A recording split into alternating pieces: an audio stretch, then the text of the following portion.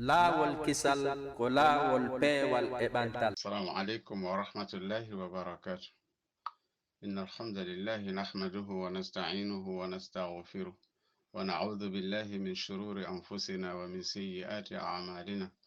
Man yahdihillahu fahuwa al-muhtadi wa man yudlil falan tajida lahu waliyan murshida. Ashhadu an la ilaha illa Allah wahdahu la sharika lah wa ashhadu anna Muhammadan abduhu wa rasuluh. يا أيها الذين آمنوا اتقوا الله حق تقاته ولا تموتن إلا وأنتم مسلمون. يا أيها الناس اتقوا ربكم الذي خلقكم من نفس واحدة وخلق منها زوجها وبث منهما رجالا كثيرا ونساء واتقوا الله الذي تساءلون به والأرحام إن الله كان عليكم رقيبا. يا أيها الذين آمنوا اتقوا الله وقولوا قولا سديدا يصلح لكم أعمالكم ويغفر لكم ذنوبكم ومن يطع الله ورسوله فقد فاز فوزا عظيما. فإن أصدق الحديث كتاب الله وخير الهدي هدي محمد صلى الله عليه وسلم وشر الأمور محدثاتها فإن كل محدثة بدعة وكل بدعة ضلالة وكل ضلالة في النار والعياذ بالله من النار. إخواني في الله أوصيكم وإياي بتقوى الله جل وعلا فإن تقوى الله خير وسيلة يتقدم بها العبد أمام ربه يوم القيامة. هري مسيب جلب باو إن ولتنك الله سبحانه وتعالى كلنتا وقتك هاني يوتريد وانا أمير من جند من دن دو no udditirino iɗen weltanoɓe ko adi kon kadi ɓawen weltanade allahu subhanahu wa ta'ala hiɗen du'ano nulaɗo makko muhammadin sallallahu alaihi wasallam e ɓeygure maɓɓe e wondunoɓe maɓɓe e jokkuɓe lawol maɓɓe ngol ha ñande allah roni ndi leydi ɗo. si yewti ɗon kadi ɗen weltano on jama andutonoɓe sincangol en o ka yitiɗen ɗo enen famille on ɓeydodiren kadi ko nafata en ka aduna men e ka lahara meɗen hiɗen toro o jama kadi halduɓe fotti moƴƴini sifa ɗe ɗo golle yo allah yoɓuɓe ka anna maɓɓe e ka lakara maɓɓe ko ɓuri moƴƴude e ko ɓe wela kon jannatul firdausil ala ɗum kadi ko moƴƴere aduna e lahara yoɓida ɓe julɓe heɗitiɓe ɓen e kala julɗo ka woni e hoore leydi ndin ha muddatul haya. haray tigi tigi on musidɓe julɓe ko musidɗo mon on ka diina Mouhammad Yassine Diallo wonɗo Gabon on fewdo ɗo ni jeeyaɗo leydi Boke Guinée Conakry. haray ko on woni yeeso mon ɗo hande yewta en seeɗa ko yowiti e wotindinugol allahu subhanahu wa ta'ala e toɓɓere non nde falɗen yewtude nden ko honno goɗɗo natirta ka diina islam, ko honno allah wi'irta goɗɗo ka islam. haray o hewti hande o woni julɗo o woni e nder hoggo diina kan, ko honno goɗɗo natirta ka hoggo diina. goɗɗo no wawi wurude ha o maya tawa o natali diina, goɗɗo no wawi natude diina hande kadi o yalta hande kadi o nata hande o yalta hande foppu hino wawi wonde. kono noon si tawi allahu subhanahu wa ta'ala newnani en yewtay ko ɓuri raɓɓuɗude yere ko allah longini neɗɗo on kon wono amiru men on haaliri non joni hiɗen toro e allahu subhanahu wa ta'ala longi en ko ɓuri moƴƴude kon ko hawrodiri kadi e sowaba kon tigi tigi on. haray tigi tigi on ko fi la ilaha illallah ko fi oɗo kalima tum wonɗen e yewtude hande nde wonno ko kanko jogi saabije alijanna ɗen koye makko waɗa ko kalfe 12 saabi wangal kadi natugol alijanna ko ñiiƴe 12 si wotere daɓɓitike ton. haray yo neɗɗo on andu tigi tigi on haray o ala saabiwal, haray alijanna makko on uddike yo allah dandu en. o nun ɓay ko saabije 12 ko kalimaji yani ko kalfe 12 o mari himo mari kadi condition ji 12. condition ji 12 woni ko o mari. si ɗiɗo 12 timmali goɗɗo natata ka nder hoggo islam, ka nder suudu islam mahirandu tugali 5 wonaydu sabu ha allah wele on tigi nadoyamo ka alijanna makko yurmede makko nden. si ɗeɗo timmali haray na o julɗo. ɗum non haysi o juuli, haysi o jangi, haysi o hajji, haysi o zakki, haray o wonali julɗo.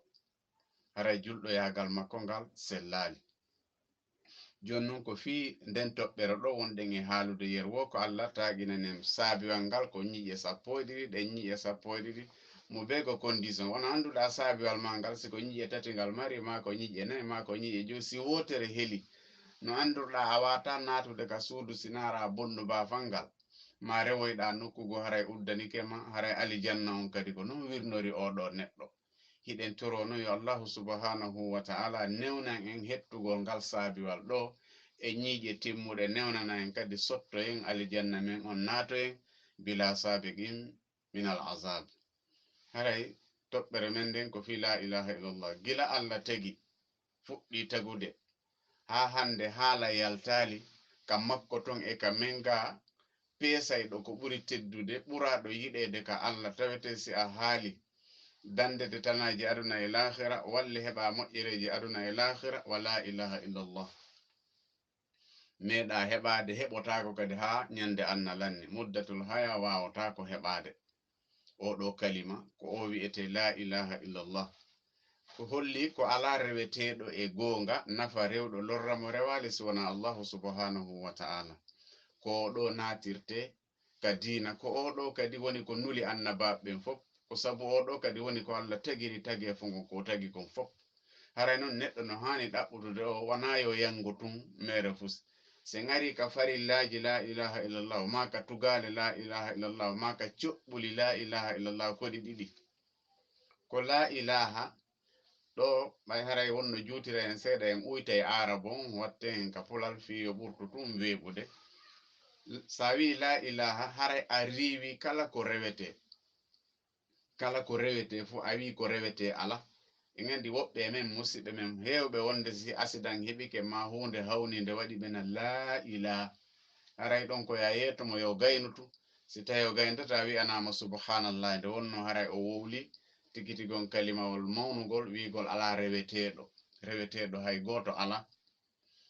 e bange go woɓɓe fira ko rewete kon fof riwama si wona Allah sa wi illallah haray a tabintini dewal ngal wonande allahu subhanahu wa ta'ala kanko ɗum ko tugale ɗenni ko nafuyum wa ithbatu ko ɗum ɗo natirte ka diina yon non haray sa wi la ilaha kala ko rewete ko wona Allah ko fenande illallah si wona Allah ko Allah tun woni reweteɗo wondude e gonga sella kadi yafiro ala reweteɗo si wona Allah sellira non ko ala reweteɗo e gonga reweteɓe bussi no woodi kono tawa koye hoore fenade e gonga on ko allahu subhanahu wa ta'ala konngol ɗo wonɗen e jangude ñande fof ka fatiha iyyaka na'budu wa iyyaka nasta'in Allah ko an tan woni ko men rewata ko an tun woni ko men rewata ko an tun woni ko men faabinorta ko men ɗaɓɓirta ballal ɗi firoji ɗo ɗiɗi hino nanditi ala reweteɗo e gonga si wona Allah alamo men rewata alamo men maccinginanto alamo men ɗaɓɓirta ballal si wona Allah holli mana ko goto haysi kalimaji ɗin hino serti ko sifa o kalima kadi haaluɗen e suratul mulki aya 29 qul huwa arrahman amanna bihi wa alayhi tawakkalna mana on ko goto yeeto ɓe yimɓe menen ko Allah men gomɗini ko Allah kadi men hoolori no way wasa wi'i ala reweteɗo e gonga si wona Allah min ko on mi rewata yani haray o kalima ko holli fala yu'badu illa Allah wahdahu ala reweteɗo e gonga ma hanaɗo rewede e gonga si wona Allah subhanahu wa ta'ala wala yajuzu dagotako few an yusrafa ayyo naw'in min anwa'il ibadati sellata jonnugol naɓangol waɗangol kala façon dewe ɗen fof jonnugol ɗe ko wona allahu subhanahu wa ta'ala li ghayri llahi ta'ala ɓe wi faman qala hazihi lkalima kala haaluɗo ngol konngol hara aliman himo faami himo andi bi ma'anaha firongol konngol amilan o gollitiri bi muqtadaha ko ngol ɗo ñaawi kon ko ngol tindini kon min nafi shirki riwgol kala ko wiyete ɗimmutugol e Allah kafudugol e Allah shirk wa ithbati lwahdaniyati lillahi e tabintinugol gotan mbaku ngu wonugol goto Allah ka dewe mal itigadi haramo fiɓi ɗum wondude e fiɓugol aljasmi fellutugol biha o kalima walla amalu biha e gollitirgol o kalima fa huwa muslimu haqqan ko ɗo woni julɗo gongajo si ɗum ɗo fo timmi hoore makko alhamdulillah aray ko ɗo woni julɗo gongajo wa man amila biha min gayri itiqadin kala gollitirɗo la ilaha illallah tawi o hoolaki ka ɓernde makko fa huwa al munafiqu ko ɗo woni nafigijo kadi haqqan tigi tigijo on no wa man amila bi khilafiha kala gollitirɗo tawina ko la ilaha illallah yamirno kon o naati min ashirki ɗimmutugol allah kafutugol e allah e shirku fa huwa al mushrikul kafiru ko ɗo kadi wiyete shirku ɗo kefer on wa in qalaha bilisani hayso o haaliri e ɗengal makko ngal wa nausu billahi min annifaq hiɗen toro Allah danden ko wiyete julɗo bonɗo yani nafigi yagal wa shirki e shirku wal kufre e kefera yagal amin ɗum ɗo ko toɓɓere men aranere nden natugol e ko faala ɗen kon ɗum ɗo ko feññingol tun kalima on jonnon hande kadi ko honno goɗɗo wonirta julɗo haqqan hara na nde waare tun hara wana ɗi kaftaneji ɗi bubuji tun hara wana tiggare nden tun hara wana juulugol ngol tun hara wana jangugol ngol tun ko honno goɗɗo wonirta julɗo ɗin andi ko forcé o ɗaɓɓita ngal saabiwal ngal ñiiƴe 12 so heɓi ñiiƴe 12 o sottata o wonataka kuuru diina o wonataka suudu diina o naatoyta kadi ka suudu yurmede ndu Allah tagi o waɗi ka alijanna yani ɗum ko alijanna on tentini jannatul firdausil a'la e nder so wi condition e gandi ɗum ɗon no wawa wonde ko français ma ko anglais so wi charte no wawa wonde kadi hara ko haala arab ko wi'ete ɗum e pulal charte ko be waɗe yani si hunde nden arali marsata be waɗe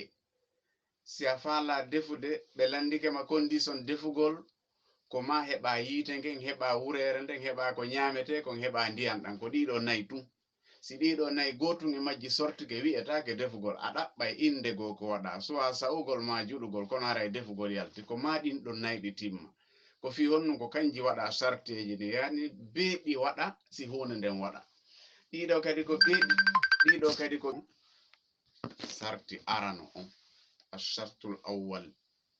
sarti arano fiyo goɗɗo wonu ka suudu allahu subhanahu wa ta'ala wi'etendu islam nde wonno natuɗo e mayru fof ko haray tigi tigi on ko kanko woni ko marana jannatul firdausil a'la e ko wa'itata wana non condition arano ñiire aranere nden ka saabiwal ma sottugol suudu islam ɗum fiya naatu nder ton naware nde wana kufune on wana gandal mangal ko ɗum ɗo dabor wona e landede al ilmu ko gandal al ilmu ko gandal ko fandano ngal gandal ɗo e gandi gande no ɗuuɗi so yehi ka aduna mo wonɗen ɗo scientifique on no woodi kono ko diving on faala ɗen éducation diving on ko on ɗon wonɗen faandiren ɗo science diving on hara wana ɗuma mo aduna yankejo on si goɗɗo jangi ha o heɓi diplôme moƴƴingol avion ji ma yahugol ka lewru ka planète ji ma moƴƴina téléphone ji ila machallah enen hiɗen wawi wiide o heɓi gandal kono ka Allah haray na gandal wiyete ko métier tun o heɓi si tawi kaka Allah haray ko ma o heɓa ko wi'ete gandal andugol taguɗomo on alhamdulillahi rabbil alamin aray en jokkitoto kadi yewtere men nden hiɗen e condition arano ma sarte arano ma ko wi'ete be waɗe si on tigi naata ka l'islam si tawi ɗum ɗon waɗali haray on tigi naatata haray noon nden toɓɓere ɗon ko gandal landi gandal kala ko wawɗa heɓude ko anna ɗo si tawi piiji nayi ɗi ala nder ton tigi tigi on haray na gandal wi'ete ko goo anda taguɗo mon ko honnum o tagirma ko fi honnum o tagirma anda nulaɗo nelaɗo e fewndu ma on ko honnum e haqqe o mari e hoorema ko honnum marɗa e hoore makko anda diina ma kan kadi ka Allah tagirma sabu mum kan tawa hiɗa mari dalilaji maɗin prévuji maɗin tawa hiɗa mari ɗiɗo si tawi ala e nder gandal neɗɗo ngal wi'etake gandal hellaka islam ngal wi'etake gandal ko ɗum so ɓe waɗi aya adiɗo cippade ka qur'an on ko fi jangugol woni haalude e Allah kadi firtani en o wi iqra o daraki ɗon o wi iqra bismi rabbika allazi khalaq ko inde jeyɗo ma tagu ɗon ka condition ji ma ka sartiyeji natugol kadi ka islamu natugol aljanna ko gandal kadi ɓe waɗi premier al ilmu ko gandal ko fanda e ngal gandal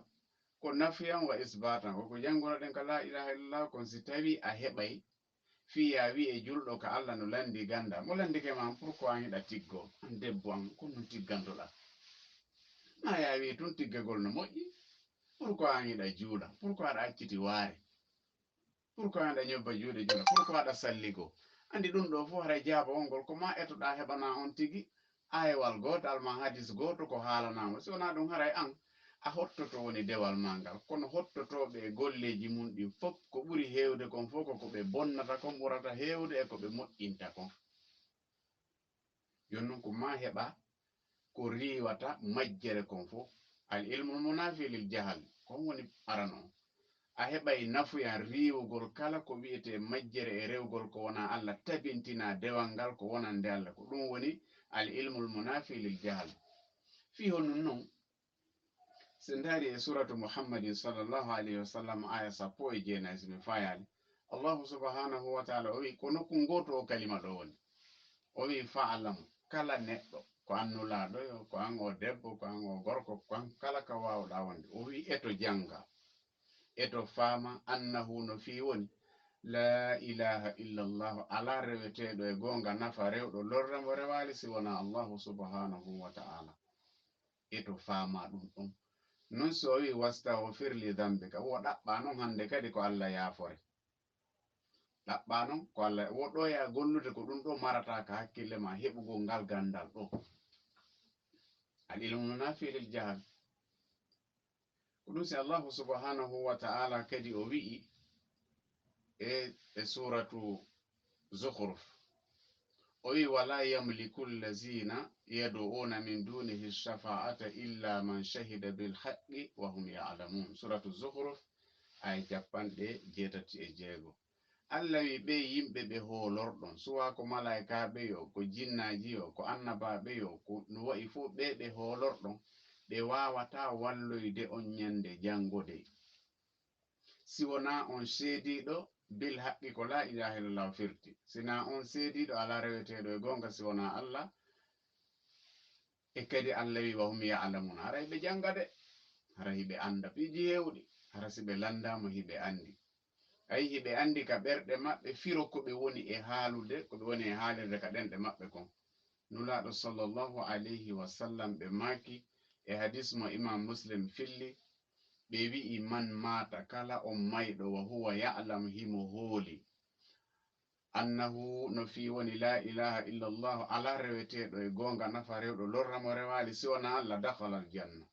ɓe wi wona to e aljanna si ɗum ɗo tumbodiri ka hoorema aray a heɓi saabiwal ñiire saabiwal gotal hara a heɓi no heddi 11 fiya wono julɗo de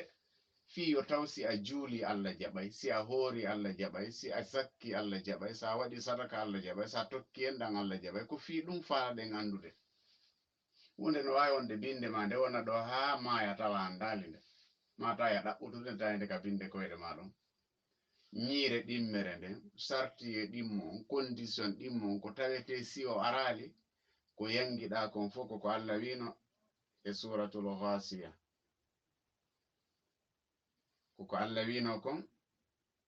e suratul ghasiya amilatun nasiba ko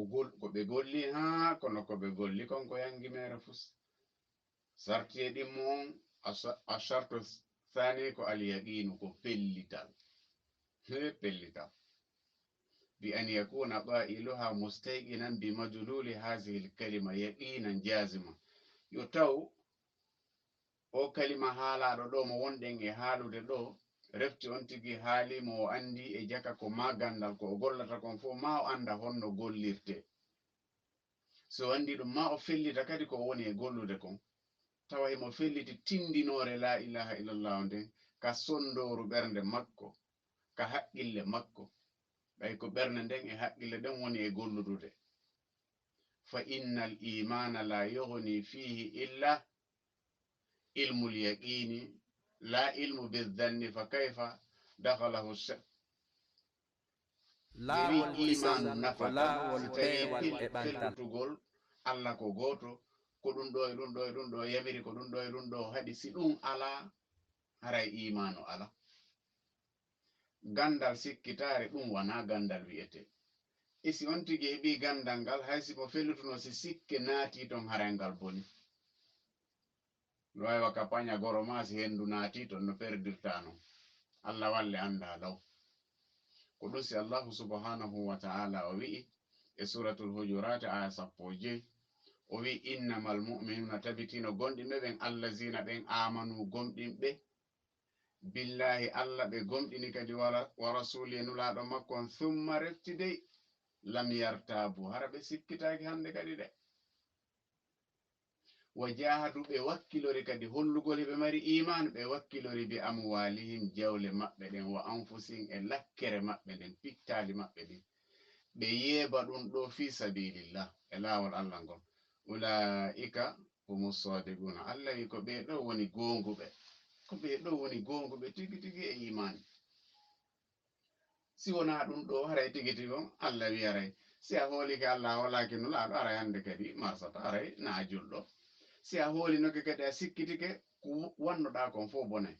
si a hoolike ha gayni a tinnorta jawdi ma ndin a tinnorta wonkimaki e lawol Allah ngol aray a gonga ko ɗum si Allah wi ko ɓe ɗo woni gonguɓe ɓen suratul hujurat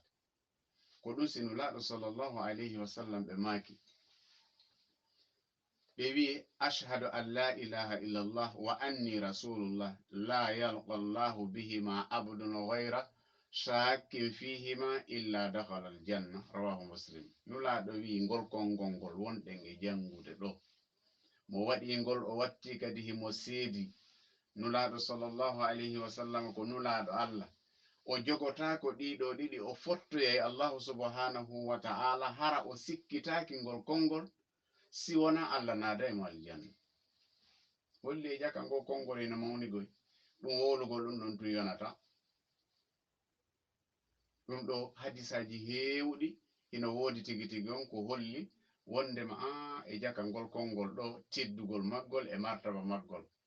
jonno sarti naatugol aljanna kala wi'uɗo la ilaha illallah condition on no waɗa ko an yakuna mustayqinan biha qalbahu taw ɓernde hino hooli غير شاك في رسكتاك وإذا انتفى الشرط انتفى المشروط سيتاوي كونديسيون كو وادانو موناتي ونا يو سيكيتو يعني سونتيكي سيكيتي هاري كو وادانو كونديسيون كوم بولي سيتاوي وياما كو سا وادي ɗum ɗo si heɓa sa waɗali no ma bonni ko wannuɗa ko ara heɓata andi ko ɗum si alijanna on kanko ko harjan o waɗa wana joddi o waɗa ko harjan o waɗa yimɓe ɓen noon ukkidira wonde ko wiyete harjan e ajiran a wi mi darnani dow suudu mi yehi ha niveau de fenêtre mi wi min mi ronkima mi acciti andi a yoɓayla gila ka fondation heeɓi on niveau ɗon joni noon sikka ka islam mi wi a jasanan ɗo ko loyru ko ndiyam mi faala ɗo a jasi ha wuɗɗoy ka leydi ɗimmiri to si a heɓali ndiyam min waɗɗakilam par ce que min nangay ka mi faala ko ndiyam mi faala alijannan ko ɗum waɗana ko yangiɗa wo ko yangiɗa si a heɓali ko ɗaɓɓa kon haray a natoyta par ce que haray hande kadi golle maɗen ko perdi golluɗa ko perdi woni ko golluɗa joni noon toɓɓere ɗimmere nden e fiya wonu julɗo refti a haali konngol ngol e welde fi a jengi kala ko gollata hara hiɗa andi ɗimmum ɗum a felliti kadi ko haaluɗa kon e ko wonɗa e gollude kon ko Allah fodi kon ko Allah yamiri kon ko Allah haɗi kon fo a golli hara heɓi ñiiƴe ɗiɗi weddi kadi ñiiƴe 10 ashartu thalis condition sarti be ara tataɓo on alqubulu ko jaɓugol ko wowlunoko jaɓugol ko jangunoko jaɓugol ko hooliko ko ɗum ɗon ko jaɓugol alqubulu bi maqtadati hazil kalima kala ko ngol ɗo kalimawol ñaawi si ngol wiya accu si ngol wiya waɗu ko ɗum ɗo haray woni ko jaɓata kadi alqubulul munafi ɗum ko li tarki ko ɗum ko ma jaɓa hara a salotako liradde hara a salotako few ko ɗum si Allahu subhanahu wa ta'ala o wiyano ya yimɓe yite ɓe yo Allah danden tawoyede ɓeɗo yo Allah dande e suratu safati aya 24 Allah wi ɓe yimɓe yiite taw waqifuhum darneɓe ɗon innahum no kamɓe ɓe toñetake mas'uluna ko ɓe landiteteɓe konno woni ɓe naɓude ka yiite ɓe anda konno woni ɓe naɓude Allah wi innahum no kamɓe kanuɓe laatino idha qila lahum si ɓe yeetanoma ka aduna yo ɓe wi'u la ilaha illallah ala reweteɗo e gonga si wona Allah yastakbiruna ɓe holla mawnintinare wa yaquluna ɓe wi'a a inna e yo menen la tariku komin woppoɓe komin accoɓe alihatina Allah ɓe amen reweteɗi amen du'orɗi amen li sha'iri wonande yimowo majnunin feetuɗo ha ngaɗo e ko wona ɗeɗo e ayeje Allahu subhanahu wa ta'ala o waɗi fi lettugol ɓeɗo naɓugol ɓe ka yiite sabu honnu o waɗiri naɓugol ɓe ka yiite ko sabu ella maɓɓe on ɓe jaɓali jaɓude ko ɓe wi'a yo ɓe waɗu kon ɓe mawnintini ma ɓe salitu ɗum ɗo waɗi sabu lettugol ɓe ngo ko sabu ɓe mawnintinike ga e la ilaha illallah andugol nde ñiire tataɓere ɗo tigi tigon kayre kadi ɓaawo a jangi mo landike ma ko honno tiggantoɗo addanaymo hadise ma aya goto ko honnon juranta addanaymo dalil ko honno pourquoi heɗa looto longal addanaymo dalil ko honno pourquoi tawiɗa looto konno woni nafoore ɗum ɗon hande kadi ko ya jaɓuno na ya jangu tun hara jaɓata hara ko ya jaɓu ɗum ɗon kadi sin iwi ɗon e ñiire nayaɓere nde ashartu rabiu al inqiyadu ko ɗoworgol al inqiyadul munafi li tarki ane ko al qubulul munafi li raddi ɗo ko ɗoworgol non en andi ɗoworgol na an ko ya ɗoworno faaliraɗa ko konngol ngol ɗowete ɓe wi neɗɗo si imanu makko on timmay o wonay maccuɗo konngol makko ngol sa wi'i la ilaha illallah yo taw a wonay maccuɗo la ilaha illallah si tawi ko an woni kohojo la ilaha illallah on an na julɗo few par ce que hande kadi kaka la ilaha illallah rewnu ma o ko ɗo rewata ko ɗum wiyete al inqiyadu ko jokkugol ngol no itta on tigi e tertagol a jokkay ara accitata ko ñiire nayaɓere ɗen no tindini nde ɗo kadi nde toɓɓere ɗo nde ñiire ɗo Allah wi'i e suratu Luqman wa man yuslim wajhahu ila Allahi kala ƴettuɗo fimum on fo tumbi ombi watti e juuɗe Allah wa huwa muhsinun tawi himo moƴƴini kadi himo andi ko woni e gollude kon faqad istamsaka aray o jogitike o nangi o tami bil urwatil wuthqa ɓoggol kende wongol wa ila llahi aqibatul umur kaka Allah piiji ɗin fo ruttoto suratu Luqman aya 22 andi ɗum ɗo holli tigi tigi on ko ma neɗɗo on o anda ko honɗum o woni e jokkude kadi na jokkugol tum Allah wi kadi e ga hijiri to ko wa'budu rabbaka hatta ya'tiyaka al-yaqin sa tiggoto ko ha mayade sa juulay ko ha maya si a hooray ko ha maya si a jangay ko ha maya Allah wi kanko jaɓata demi journée on gollugol ha seeɗa hakkita wi kanko jaɓata ɗum ko nanguɗa kon ko ha maya nde wonno ko ɗum adduma ɗo sa doginiɗo avion je ɗum a profitay woni sa doginiɗo otoje a darniɗo cuuɗi ha ronki ɗum ɗon probléme ala na ɗum addunoma ko addunoma ɗo ko rewgol Allah ɗum ɓay Allah wi wa ma khalaqatul jinna wal insa illa liya'budun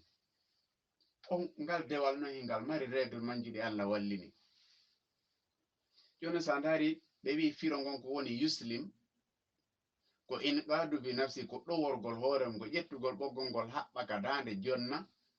jeyɗo la ilaha illallah wa huwa muhsinun ko wiyete muhsin ko muwahhidun ko waɗuɗo Allah goto ko Allah goto juulanta ko Allah goto hajjanta ko Allah goto janganta ko Allah goto sakkorta e sadakaji maɗin fof wa man lam yuslim wajhahu ila Allah wa lam yaku muhsinan kala mo jebbilanaki Allah ko ɗum si wiyete islam ka dina men ko al istislam wo ko jebbilagol ko Allah wima o waɗa ɗum ko wima ya accu o acca fa inna aray oɗo lam yastamsik ara o jogitaki bil urwatil wusqa si tawi neɗɗon o nanata o jokkata ko Allah wi'i kon aray oɗo o tawaka e wi'eteɓe jokkuɓe la ilaha illallah sa jokki la ilaha illallah harani Allah on jokkodiri anye nulaɓe on jokkodiri anye holiɓe Allah ɓen fo on laawolkisal ko ko ɗum laawol sinulaɗo peewal sallllahu e alayhi wa ɓantal. sallam ɓe maki la yuminu ahadukum hatta yakuna hawahu taba'an lima ji'tu bih. Imanu neɗɗo kontetake imo mari imanu timmuɗo ha faale makko on yaada e ko nulaɗo on addi kon ko tabarani. Woɓɓe haysino lo'ini hadis on himo yaadi e tindinoreji ɗi wonɗen e tindinde ɗo ɗin fi honnum heɓugol ko wi'ete islam. Islam wela heɓude goy si a naati noon ka islam golle on fanɗu kunni tun ko kum fanɗi o a golla e nato e alijanna ala probléme e fus haray natugol alijanna no weɓanma si ɗum ɗo timmirima hande kadi haray natugol alijanna golle mum seeɗani nadoyte alijanna kono si ɗum ɗo ala golle wi bus gi nadoytama alijanna ko ɗum si Allah wi ayewal goo wa qadimna ila ma amilu min amalin fa jaalnahu haba'an mansura. min gaddu e golleji koɓe golluno kon ko kono ɓay hari condition ji ɗin timma min waɗa ɗum wa mbullaari seɗaandi toɓɓere jewa ɓiire nden assartul khamis assidi ko gongugol nulaaɗo landano est ce que julɗo no fena wi nulaaɗo wino julɗo fenata julɗo ko gonga haalata assidi ko gongugol almunafi dandaygol neɗɗo julɗon lil kasbi fenaande an yaɓola ha o wolangol konngol side ɓan min qalbi hara mo gongini ka ɓernde makko hara kadi yo waati hengol no jokkodiri qalbuhu lisanahu ɓernde nden e ɗengal ngal hara hino jokkodiri ɓe gandi no Allah moƴƴiniri ɗengal ngal e ɓernde nden noon ɓe wi'i si tawi ko ya wono julɗo a sansidiray ko ɓernde nden heedata yeeso si tawi an ko ɗengal ngal toujours heedata yeeso ka tumbodira o ko yafanelan wiyata goɗɗo ko tuma o miijiti ha o wowlano ɗum hande kadi ɗengal ngal wontira ɓaawa ko tuma ɓernde nden feƴƴi vérifié ha ferti hata e moƴƴi ɗengal ngal haala ko ɓe ɗo woni anduɓe ko haalata gongugol noon asidik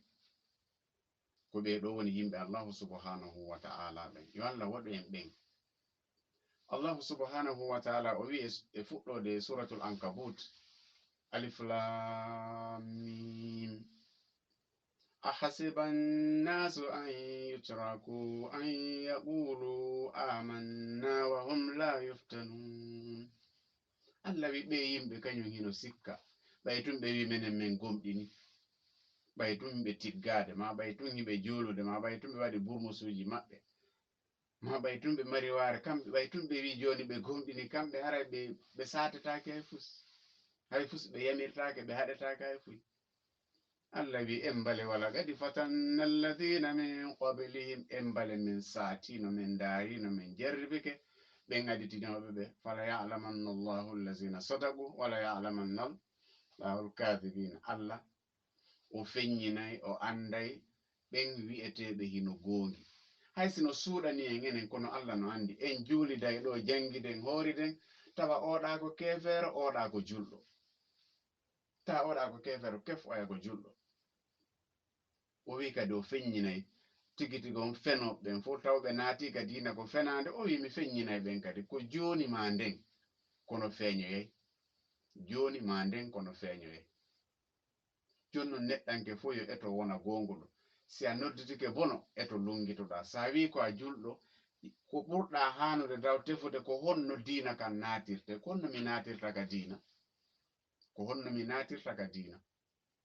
simi naati ka diina ko honno mi duwa wadde ko ɗum woni ɗo ko ɗum sinulaɗo sallllahu alayhi wa sallam ɓe maki e hadis mo imam muslim filli ma min abdin ala e maccuɗo gorko ma debbo yashhadu mono seedo an la ilaha illa allah wa anna muhammadan abduhu wa rasuluhu sidqan min qalbihi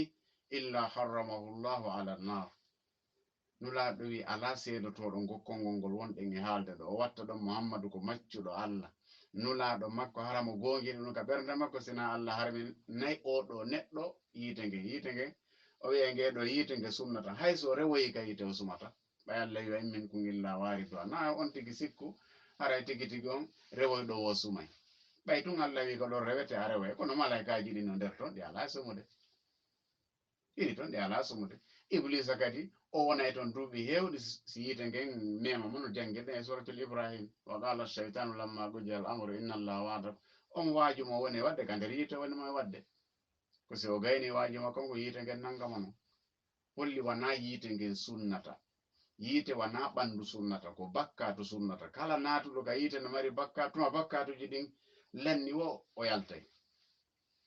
joni noon si bakkatu goɗɗo natiri kefera yagal goɗɗo natiri nafigi yagal goɗɗo natiri selku jiyana oɗo yaltata ka yiite abadan yo Allah dandu toɓɓere jewaɓere nden fiya wonu julɗo ko gongugol Allah holli en ɗo nulaɗo sallllahu alayhi wa sallam o holli en heddo nun hande kadi ko honno gongirta ɓay asdagal hadis ko ɓuri gongude e haalaji ɗin fof ko haalaji allahu subhanahu wa taala ko heeri ɗon ko haala nulaɗo sallllahu alayhi wa sallam ko hedditi kon ko si feppi wiya feppi si feppali wiya feppali ñiire jeegaɓere ɗe condition jeegaɓon ashartu assadis al ikhlas ɓurɗo raɓɓuɗude ɓurɗo kadi hulɓinade on al ikhlas ko laɓɓingol al ikhlasul munafi lishirki ko wiyete ikhlas ko laɓɓingol golle mon ɗen piiji nayi no woodi siɗi ngakki e golle neɗɗanke simo faala yo rondi to juuɗe ɗo o perdi o golli golle ɗen tawi wala iman haray o perdi o golli golle ɗen tawi mo mari imanu kono o naafi Allah o golliri haray o perdi o golli golle ɗen himo mari imanu o waɗiri sabu Allah kono nananulaɗo golliri non hara o perdi o golli golle ɗen himo mari iman ko sabu Allah o waɗiri kono nulaɗo waɗiri non o waɗiri kono iman makko on bonoyno après ɓayne bo iman makko on bonno hara o perdi ko a gollay ɗiɗa tati etoɗa kadi hara iman ma on bonali ha ñande mayɗa par ce que Allah wi o man yakfur bil imani faqad habita amaluhu wa huwa fil akhirati min al khasirin yo Allah dandu en ɗum ɗo nun ko wiyete wa tasfiyatul amali ko laɓɓingol golle ɗen an jami anwa e shirki ɗe woɗɗito kala ko wiyete shirku ko janoyo ko suuɗiɗoyo ko yingoyo fof ko ɗum si allahu subhanahu wa ta'ala o wi e suratu zumari aya 7 o wi ala hey yetoɓe yimɓe yo nulaɗo lillahi dinul khalis dina laaɓuka kanko Allah wodani ko ɗum si nulaɗo sallllahu alayhi wa sallam ɓe maki man ahabba lillahi wa abghada lillah wa ata lillah wa mana lillah ha kadisam hattuna ɓe faqad istakmala al iman si tawi neɗɗo ko yiɗi kon fof ko sabu Allah o yiɗiri ko añi kon fof ko sabu Allah o añiri nulaɗo yoɗaro e ɓi dina laaɓuka e bayina to Allah yo ma umiru illa liya'budullah mukhlisina lahu din ko ɗum si Allah wi kadi e zumari hay aya 14 qulillaha a'budu mukhlisan lahu dini min ko Allah mi rewata mi laɓɓinanamo diina an kan ko honno waɗi hiɗa juula hiɗa janga ko sabu Allah tu fi Allah e nulaɗo rondi to juuɗe a perdi nulaɗo ala ton ko fi Allah tan waɗirte waɗu fi Allah e ɓe mawɓe ɗo a perdi ko fi Allah tun waɗirte dewal ngal ko fi Allah tun waɗir nulaɗo ala ton jibril ala ton israɓe ala ton mawɓe ala ton ko ɗum si nulaɗo sallllahu alayhi wa sallam ɓe makanen e hadis mo Bukhari filli ɓe wi as'ada nnasi bi shafa'ati man qala la ilaha illallah khalisan min qalbihi aw fi nafsihi ko ɓuroyta heɓude tefore anden ko ɓuroyta heɓude tefore anden ñande jango ko on wi'uɗo la ilaha illallah tawa ɗum no laaɓi ka ɓernde makko ma ka wonki makko na sabu goɗɗum o wiiri o doolaka o waɗaka ay fus ko toɓɓere tigi tigi on jeegaɓere nden ni jeɗɗaɓere nden almahabbatu ko yiɗugol yiɗa allahu subhanahu wa taala yiɗa nulaɗo yiɗa julɓe ɓen fof ko nde ɗo marɗe probléme nde ɗo kadi probléme ɗo nde ɗo ñiire kadi mi tan jini busti nde ɗo no solani ɗum almahabbat li hasil kalima yiɗangol konngol rewgol Allah wali maqtadatuhu e kala ko ngol ɗo konngol mofti wa dallati alayha kala ko ngol ɗo konngol tindiri yiɗa kadi wa aliha yimɓe ngol konngol al amilina biha gollitira ɓe ngol konngol al multazimina dattiɓe dariti had jogodiri e ngol konngol ɓe jokki kadi li suruti a sartiji ngal ngool wa bogodo añugol ma naqada zalika kala ko woni lorongol konngol ko lundi ngol konngol contraire ngol konngol aksu maggol ko ɗum si allahu subhanahu wa ta'ala o wi'i wa minan nasi heewi yimɓe man yattakhizu min dunillahi andadan jogitiɓe piiji busi reweteɗi ingandi be heɓawa ɗo ko sana muru rewayno ko ɓuri noon bonde fuu ko ɓuri bonde ko tuma goɗɗo rewi taxi mum taxiwal makko ngal maa ko kafewal mum ngal maa ko ngesa mum pam maa ko nayi makko ɗi par ce que kala hunde nde laawolkisal golluɗa ha ko dewal ngal laawol bonirma peewal e nden ɓantal. ɗon hunde woni Allah ma on ko ɗum si Allah landoy to ñande janngo yimɓe bus ayna suraka o kon ko ɓennata dallu on na majjirimen min yaali so tawi goɗɗo ko oto war rewno oto ware on to oto ñande janngo ko wiyete dallu on na majjirimen Allah wi'i kono wallazina amanu ashaddu hubban lillah ko kefeero on ko sirko on yiɗi sana mundu ngo Allah wi hooliɓe Allah ɓen siko gonga hiɓe yiɗi Allah ɓuri ɗum par ce que si heddi ko yer pette mawga waɗay dole maɗen fannin no heddi a yebayɗo sabu allahu subhanahu wa ta'ala haala ma kan ko sabu Allah tawi ɗen e ɓen allazina yujahiduna fi sabilillahi wala yakhafuna lawmata la'imin ko ɗum sinulaɗo sallllahu alayhi wa sallam ɓe wi e hadis mo imam muslim filli la yuminu ahadukum hatta akuna ahabba ilayhi min waladihi wa walidihi wannas ajma'in ɓe wi'i goɗɗo heɓata imanu konteteɗo ka Allah ha min mi laato miɗo ɓura yiɗede ka makko edi ɓiɓɓe makko ɓen e mawɓe makko ɓen e jinnaɓe makko ɓen miɗo ɓura yiɗede ka makko yimɓe ɓen fof ingandi woɓɓe no yiɗi ɓiɗɗo mum on ɓuri tigi tigi on Allah nafi nulaɗo ka woɓɓe no yiɗi ɓeygu mum ma yiɗi modi mum ɓuri Allah ma ɓuri nulaɗo ko ɓeygu makko landi fof o adday ko ɓiɗɗo landi fof wadde hasi ko heddere Allah no ton kono Allah ko piijel o landi ma tawete hay goto ngaron ko heɓude feere nda rewano o ɓurana e fanɗude mum haalaji guluji 6,150 goɗɗo wura duuɓi 50 tawa ha hande o heɓali hay feccere o wiya noon kanko ko waade la ilaha illallah premier condition o fiya wono julɗo no landi gandal ko gollata wara e ɗangi e gandi mo anda on ko gollata kon ko golle ɗen ɗuuɗi a tawa ko boni kon ɓuri hewude yo Allah dandu en jeegaɓo on asartu thamin oɗo ko woɓɓe tum mari mo woɓɓe ko jeɗɗi mari asartu thamin ñiire jeetataɓire nden en waɗini alkufru be ma yubadu min dunillahi ko yeddugol kala ko rewete ko wona Allah joni noon ko ɓuri tampinde yimɓe bus ɓe anda ko woni dewal ko maccinɗinagol sa wi huɗagol ko dewal sa wi juulugol ko dewal sa wi wangagol ko dewal sa wi tiggugol jomba ko dewal sa wi horugol ko dewal kala ɗiɗo hirsugol ko dewal ko ɗiɗo fof fanniya waɗande ɗiɗo goɗɗo ko wona Allah haray oɗo kadi hara o natali ka islam si o natuno o yalti si o natano haray ha hande mo yaasi ko alkufru bima yubadu min dunillah ko ɗum sinulaɗo sallllahu alayhi wa sallam ɓe maki hadis mo imam muslim filli man qala la ilaha illallah kala wi'uɗo la ilaha illallah wa kafara bima yubadu min dunillah o yeddi kala ko rewete ko wona Allah kala ko du'orte ko wona Allah haruma malu haray jawdi makko ndin heɓi garanti ndi heɓi assurance wadamu ƴiƴam makko ɗan heɓi garanti heɓi assurance way saabu hande kay ñawore makko nden alallahi azza wa jalla ko hakkude makko e Allah ton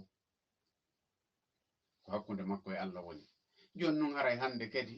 neɗɗo on fof koyo wakkilo o wakkilo ha o wakkilo par ce que en fof ko gaɗa suti ɗen ko faala ɗen ko hewtoygol gaɗa mo hewtoyali gaɗa wo noon haray andi ko ganigol luttata lakara noon ko nokkeli ɗiɗi woodi tammo on ko escale on ɗa wadde hoore araf ko escale ɓe golle mum foti ɓen ko escale ɓe woni wadde ɗon ha Allah ndara solution maɓɓe ko honto no gasa ko alijanna heɗen toro yo Allah naadoɓe alijanna sabu hara ɓe wakkilike gerɗo ha bonɗi e moƴƴi mum foti on ɗon kadi ko wakkiliro go hande kay ko Allah wi ko fariqum fil jannati wa fariqum fis sa'iri ɗeɗo ñi e jerade saabi jerade ɗeɗo ko hakkude ma Allah subhanahu wa ta'ala ko ɗeɗo wiyete la ilaha illallah wa anna muhammadan rasulullah fiya woni julɗo e heddini nayyi hay sino ɗuuɗi ha kono ko nayje ɗen ɓura fottede ko firti muhammadun rasulullah par ce que ko ñiye sappoɗe sa ndaari kadi kalima on ngol ko kalfe sappoɗiɗi ngol mari halfere be no jogii ko holli no jogii tindinore goo ko fiya wonu julɗo ko fiya naatu alijanna ko waɗugol ɗum ɗo tagi raɗa andi joni koɗɗo wiya Allah wi Allah joni noon ko no senidirma e Allah kanko o tagaka o yamiraka o haɗaka o landitoytake ɗiɗo nayi Allah no jogi an kadi sa heɓi ɗiɗo nayi men sujjante hande an a tagaka ko ni fuktirɗa a yamiraka ya waɗa e fus a haɗaka ya waɗa e fus a landitoytaka e fus Allah ko ɗiɗo mari an non ko a tagaɗo ino woodi ko yamiraɗa ino woodi ko haɗaɗa ko a landitoyteɗo kadi ko ɗum ɗo sendirma Allah iwka golleji to Allah ko ɗiɗo nayi o jogi hay goto taga Allah hay goto yamira Allah e wonde ko fa'alu lima yurid la mu'aqqiba li hukmi Muhammadur Rasulullah koyo neɗɗo on seedo Muhammadu ko nulaɗo Allah aqarra bi qalbihi o ñinna ɗum ka ɓernde makko o wowlira ɗengal makko ngal o anda ko oɗo tun handi e jokkede nulaɓe ko ɗuɗuno kon fof ko hoolagol ɓe waɗɗima wona jokkugol karamokoɓe e ɗuɗude wona ya jokkuɓe ɗe ko wi'ete imamuɓe men ɓe nayo ɓe wona ya jokkuɓe kosi haalaji maɓɓe ɗin hawrodiri e ko nulaɗo aduna kon alhamdu wa shukru lillah si lutodiri e ko nulaɗo jokkete ko khayral hadi hadi muhammadin sallllahu alayhi wa sallam ɓe wi islamu neɗɗo wawata wonde gonga ha o fellita fellital timmugal o fellita daganta komo jokkugol goɗɗo e ka diina ɗo ko wona nulaɗo sallllahu alayhi wa sallam o hoolo kadi nulaɗo ko timmode annabaɓe ko ɗum si nulaɗo sallllahu alayhi wa sallam ɓe maki la yasma'u bi ahadum min hasihi l umma hay goto nanantalan nanata fiyange ɗe mofte ɗo yahudiyan kana aw nasraniyan zifujo ma chrétien jo alyahudajo ma annasara fala yuminu bi o salolan gomɗinde mara o gomɗinallan illa kana min ashabi nar sina o laato to jeyaɗo yimɓe yite Allah danɗoy ɗo kadi arti condition arano on no wawi wi'ede ko tasdiqu ɓeɗo fuɗɗori ko al ilmu bi sunnatihi ko andugol sunna nulaɗon ko no woni sunna Allah no mari farillahi no mari sunna nulaɗon no mari farillaji no mari sunnaji ɗo tindini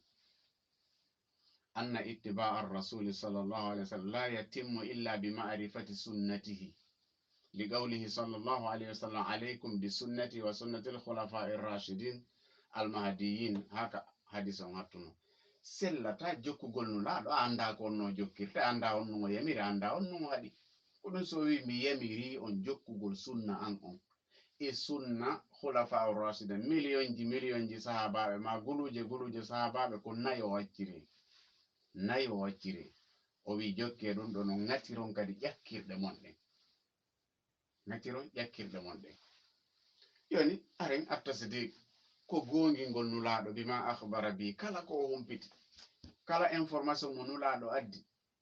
yo on tigi andu anna kulla ma akhbara bihi sallllahu alayhi wa sallam yo addu wahyan min Allah kala haala ka nulaɗo addi weluma mettuma waɗu ka haqqille ma ko wahyu immorde ko allahu subhanahu wa taala no jangirɗen e suratu najmi ma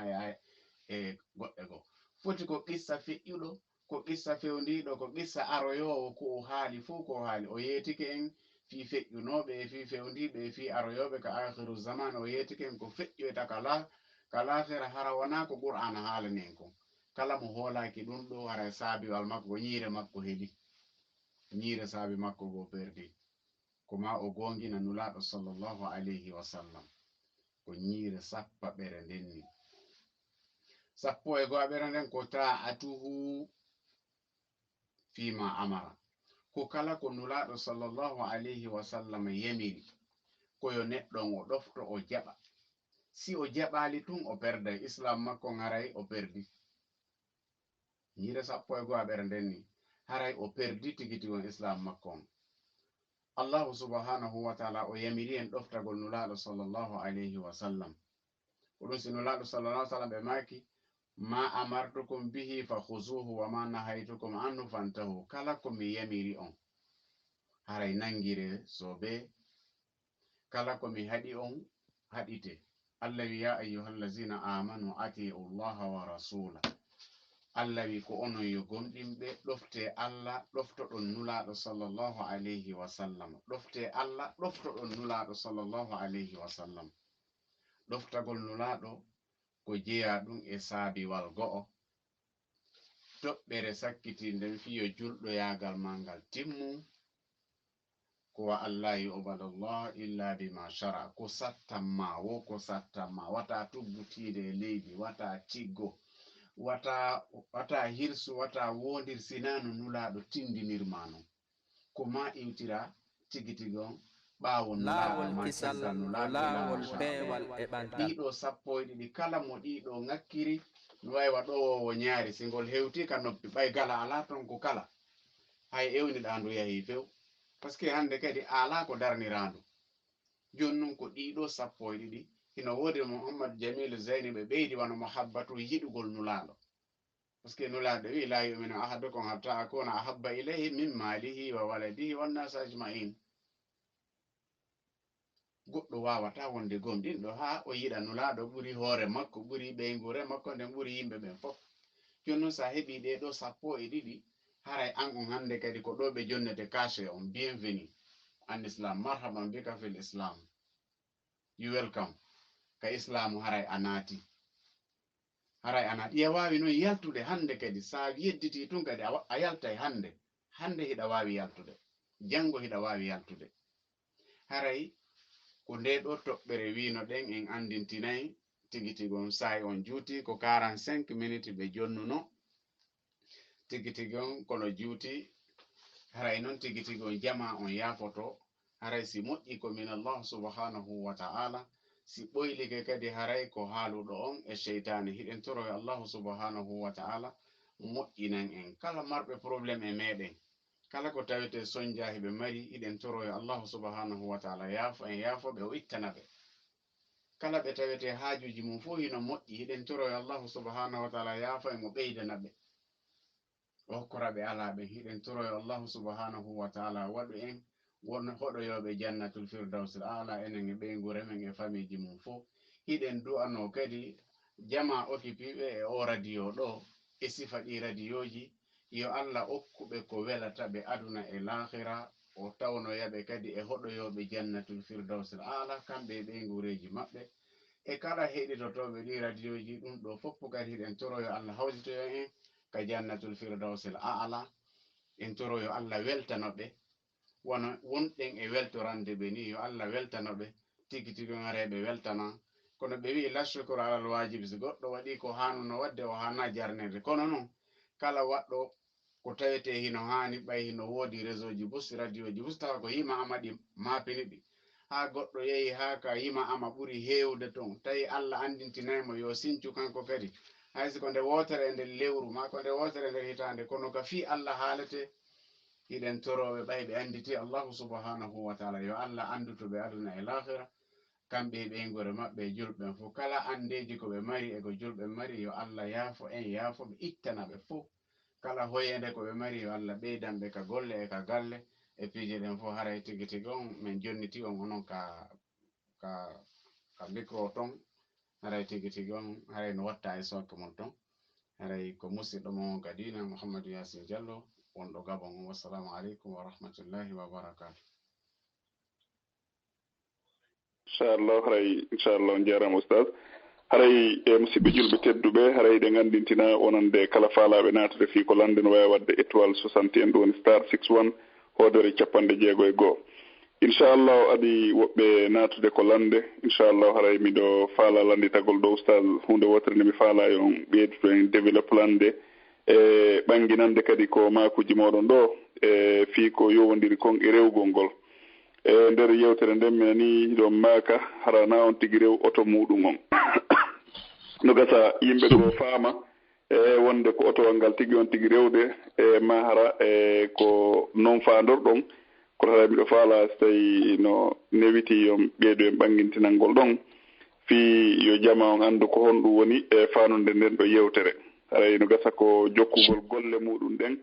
e weddito e waɗugol dewal Allah ngal haa dewal Allah ngal faatora on tigi haray o wawi wasta on tigi rewi e ko jokki kon ɗon e so tawi ko ɗum woni faanunde nden e yewtere nde inchallah. alhamdulillahi rabbil alamin wassalatu wassalamu ala ashrafil anbiya'i wal mursalin rabbi ishrah li sadri wa yassir li amri wahlul 'uqdatan min lisani yafqahu qawli kono makirɗo noon haray faanunde nden ko kala golle ɗe goɗɗo golliɗo haa diina makko kam boni ko haray nden ɗon ko wonantamo ko ɗum woni Allah makko on so yehi ka luha ko be wiyata ko wiyete Allah koko ɓurɗa yiɗude kon yani ko tawete a perde tamma on fof fi muɗum fima ɗum ɗum ɓurɗa yiɗude ko ɗum ɗon ɓurata ɓirande lakkere aray ko ɗum ɗon woni Allah ma on woɓɓe ko oto mum ko ɗum hay janga ko ɗum hay juuɗa ko ɗum hay hora ko ɗum hay nunɗa jonnon wona o toon ɗum siko beyɗin siko baari ɗin siko gesa man kala ko golli ha tigi on fi diina makko kam boni haray ko sona muru makko ɗum noon haray ko ɗum ɗon woni sabu ha o perdi tigi on haray ko ɗum woni no makirɗon noon ko noon woni faadal nen ko jokkugol hunden ha ko tagirano kon bona yo Allah dandu en nam on jarama oustaz haray musidɓe julɓe tedduɓe haray en faami ko oustaz en ma kon ɗo ko kala gollal ngal on tigi jokki ha dewal makko ngal feƴƴirimo e woni ko juulugol woni ko horugol woni ko kala ko goɗɗo rewirta Allah si o wedditike ɗum ɗon tun o ronki artude e toɓɓere nde o haani nde wonde haray ɗum ɗon ɗen golle waɗimo sabu yeddugol Allah subhanahu wa taala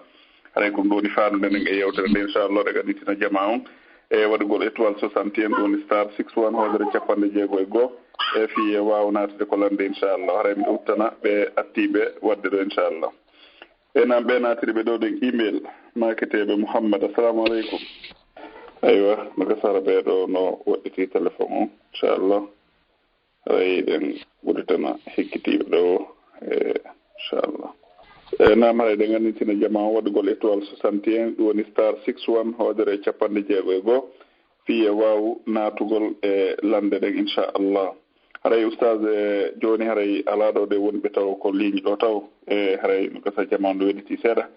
e haray miɗo faala kadi landitagol ɗo wonno minen Europe komin woni ga no woodi sa'iji goo hara futuro on e geeƴe ɗen hara wono leer tati no hakkude muɗum e joni noon e juulirɗe goo e ɓe gayna juulude tun geeƴe futuro ɓe watta ɗon ɗen geeƴe wamana e rendingol wiigol ɓa haray jama on boysi hooti ko cuuɗi wata artoygol hara yalli ɗum ɗon no sella e hara juulugol ɗon nden hara waɗu toon heewari sabu pooragol waɗu toon alhamdulillahi rabbil alamin si haray eɗen nganndi condition ji rendingol ɗi iɗen nganndi ɗi ko gantoji haray ɗi wano ndiyan ɗan ma wano loope no ɗuuɗi ma probléme ji tan sonno monti e leydi ndin hara tigi tigi no tañƴina goɗɗum waɗay amma noon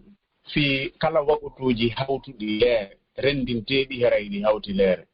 ko leere nden woɗɗi wo ko leere nden woɗɗi ɓay tun hiɗi hawti hiɗendine si tawi ganto heɓike haray hiɗi hawti leere si tawi noon amma noon ganto ngon ko wi'ugol tun haray si neeɓoyi yimɓe ɓen haray ɓe hoolaki ɓe haray e ɗum ɗon haray tigi tigi on gonɗon gantogo fanɗani rendingo ngol par ce que nde wonno noon ngal dewal ɗo ko sabu ngal addi en ɗo siko jemma siko ñalorma tuma nodda ɓen wo koye en ar si tawi ko sabulangol yimɓe ɓen ko Allah e nulaɗon ɓuri yiɗude yimɓe ɓen ɓuri hanude tigi tigi on yani e wallitagol yimɓe ɓen hella ka dewal jonnon si tawi ko sabu gonɗon ganto haray gonɗon ganto hiɗen wi'a waɗay ɓe ɓen ɓe wawi en ɓanginande dali noon par ce que wonde question jigi o aray ko wonɗo e nden nokkure on ɓuri anndude situation on toon ko wiɗen hella ka bange diina ganto aray ngon ko tawete ndiyam ino tiiɗi arto e gongol hara coñci ɗin fof loppike ma loope no wonde no arto e hara coñci ɗin fof tuuni ma o probléme waɗi e leydi ndi wiyama joni hagitigi on nawiɓe ɓe yaltu ɗum ɗon wawa rendinede ko ɓuri raɓɓude kon kala waɓutuji rendindirete aray ɗi hawti leere si tawi tun woni ɗi juulidama tawi ganto no woodi ngo islamu jeeɓi hara e ellala joni noon ɓen wonɓe on zone ɗon wonde minen meɗen wawi rendinde tawa ɗeeto wawata rendinde yonno minen meɗen jogui probléme ka quartier amen wargoji no woodi ma minen ɓe waɗi men tigui tigui na goɗɗo yaltu jemma ɗum ɗo no wawi rendinede joni noon haare ɓen oustaz ɓe kippanɓe en on diina toon ko kamɓe kadi vérifiata ko honnum en gantu tawete est ce que gonɗon gantu no jeeɓini par ce que minen ga min awrade ɗum noon ga bindi ala hella ka min ga kadi ka tawete ɗum ɗon no woɗɗodiri noon ha kono noon hiɗen wiya kala waɓutuji rendindineteri ɗin haray ɗi hawti leere aywa jasakumllahu heyran haray fayinde ganditina jama waɗugol étoile 61 ɗo woni star 61 si tawi hay goto ala ko ligne ɗo inchallah haray ɗen bembunno ɗo ɗen saabu noon no gasa haray ɓa haray tan poɗike haray jama on no ronki haray ko ɓuri kon ɗurude haray ko wonɓe extérieur gaɗen e woni ko radio haray inchallah si tawi hajja no nder gas tawi ɓe mari lande ko benela toon haray ɗe watta micro ngi sokeji maɓɓe e ɗe gandintina kadi ko wonno ko technique ɗo hannde kadi ko hajja fatmata ñippiɗi woni yumma meɗen e cheikh mouhamadou aliou bari e cheikh alfomar diallo e musidɗo moɗon abdoullahi diallo ko wonno ko micro ko cheikh mouhammad yassine wontiranɓe sengo gabon haray hiɗe gandi e kamɓe kadi ɓe wakkilani en toon foto e batte kaɗo dina en yii kadi ɗo ɗin makuji maɓɓe ɗin ɗen tori allah yo allah battindi e mayiɗen o acca batteji maɓɓe ɗin ha ila yawmil qiyama haray ɗin ɗo fof wonay saabu natugol meɗen en fo aljanna haray nam e mi uditana ɓeɗo simi watta micro ngi sokeji hajje inchallah enam ɓeɗo makiteɓe mouhammad natirɓe email assalamu aleykum assalamu aleykum waaleykum salam on jarama tan on jarama goni haray oustad en heɗiti on ɗon ok ko mamadou sello diallo min fi on question ko landi ɗon joni fi rendingol ngol mi tawi ɗum belgique ɗon mi randi cennoɓen toon ɓen yo kamɓe ko sey ko ɓen wi toon nen koye ɗum no waɗe min kay mi yiltiti mi landigol ɓe am ɓen wo kamɓe ko nelaɗo juuli jeɗɗi e jeɗati kono mi faamayi momum tigi ko ɗon wolani ɗum ɗon yo noon humtama kamɓe so ɓe yii ɗum ɗon on addi so ɗon ko nelaɗo waɗi ɗum ɗon accon hakke gasi wiwgol laaɗo juuli jeɗɗi ɓe juuli jeetati ko fana alansaraɓe renndini ɗum min jiɓaki ɗum ɗum kadi e madina ɓe jendi yani jeɗɗi on kadi ko futoro e geeje ɓe renndini jonna hay ko ganto on waɗi ha ɓe renndini hay ko ɗum ɗon waɗete ko ɗum woni ɓe renndini jeɗɗi ɓe renndini jeɗati ko fana alansara e futoro e geeje ok Allah wal c'est bon inchallah Allah walle jarama ɓe aywa haray oustaz mouhammad yassine haray tigi on e men toriki allah yo allah welta noon e ɓa kanko si o weltike haray no ɓuuri si ɓiɓɓe adama ɓe weltike yo allah waɗu minen kadi min weltano min jarno min wawa nafitorde gandal moɗon ngal haray miɗen andintina on ko saɗi moɗon ko tooli ko radio laawol kisal e ko page facebook e ko youtube e ko duɗal laawol kisal duhiɓe hisuɓe haray eko sonnaɓe kadi haray miɗen andintina on haray miɗen andintina jama on kadi fof fi duɗe ɗen wonande kala faalaɓe haton jini e natugol ko duɗe toon ɗen kadi tawta toon haray karamokoɓe meɗen ɓe gokanno toon haray no jeeya maɓɓe cheikh ibrahim diallo porgentine haray hiɓe waɗanden toon darsuji ko yowdiri e tawhid e ko yowdiri e aqida haray jama on fof hino tora e senagol e inchallah nafooreji ɗuɗi no woodi toon inchallah haray si tawi jon juma on jaaɓi haray nge juma yontere hannde wondude e ceernoɓe meɗen goo kadi haray cheikh min weltanike on fota min du'anike on meɗen tori on du'a e golleji moɗon moƴƴi ɗin hara on yejjitari men e o yejjitari julɓe ɓen kala ko ɓe wontiri haray ko saɗi moɗon ko tooli daiman wa abada haray inchallahu e hakkendo hannde tawi ko ɗum allah hoddiri kadi haray en tintidi e sa e jere ɗin kadi inchallah haray min nani min on jarama noon kadi allah yoɓon ko ɓuuri e moƴƴude e joddi haray tigi on haray tigi min kadi ɓe weltiɓe beltani ko on mouraɗo ɗo allah yoɓon ko ɓuuri e moƴƴude e joddi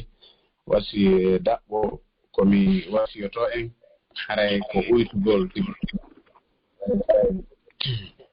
neɗɗo fof nde mo perda o kono ƴetti imo ɓuuri yimɓe ɓen fof ko ɗon perdi jakatamo alana e lafira temo ɗo malede o yetta yimɓe ɓen fof tigi on hino ɓuuri hayso ko toolaji makko o considéra no ɓuurimo gila ɗon o heeɓi alijanna aduna e alijanna laafira ka o wi mo ɓuuri yimɓe ɓen mamo fof tawi ɓe o ko ɗon o heeɓi perdi aduna e laafira ka o considére yimɓe ɓen fof no ɓuurimo ɗon fof ko ɗon o heeɓi malore nde aduna e laafira yo allah waɗe maɗaɓe aduna e laafira barakallahu fikum wa jazakumullahu khayran assalamu aleykum wa rahmatullahi wa barakatuh wa iyyakum assalamu aleykum wa rahmatullahi wa barakatuh na musidɓe julɓe tedduɓe haray e on fof o weltanama on jarnama haray ko ɗo woni ko jonde meɗen nden hatti si tawi jon juma on jaaɓi haray en fotte kadi ɗo e juma inchallah